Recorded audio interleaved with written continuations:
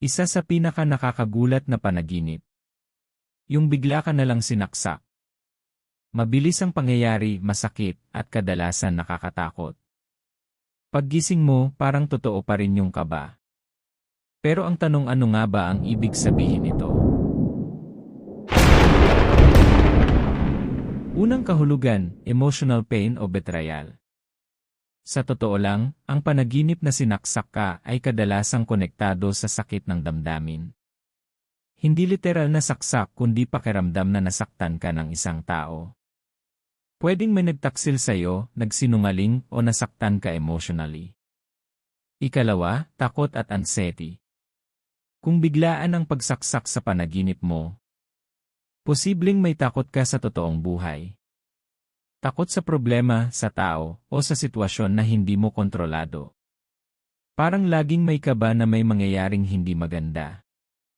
Ikatlo, conflict o away. Ang saksak ay simbolo rin ng matinding conflict.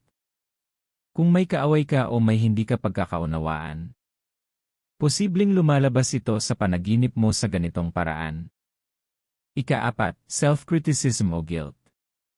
Minsan, hindi ibang tao ang dahilan, ikaw mismo. Kung pakiramdam mo ay sinaksak ka sa panaginip, maaaring may guilt ka o sinisisi mo ang sarili mo sa isang bagay. Parang kinu-question mo sarili mong desisyon.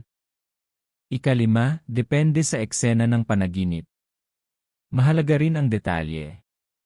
Kung kilala mo ang sumaksak, may issue ka sa taong iyon o sa katulad niyang ugali. Kung hindi mo kilala, general anxiety o fear sa paligid mo.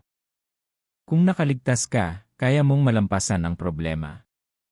Kung ikaw ang nanaksak, may galit o frustration kang kinikimkim.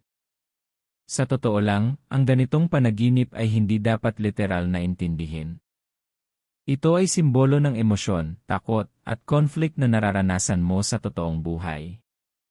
Kaya kung napanaginipan mong sinaksak ka, huwag ka agad matakot. Mas magandang tanungin mo, saan nanggagaling ang sakit na ito?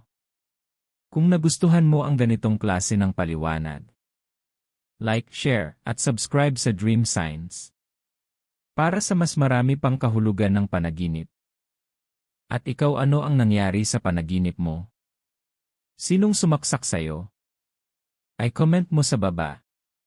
Hanggang sa susunod.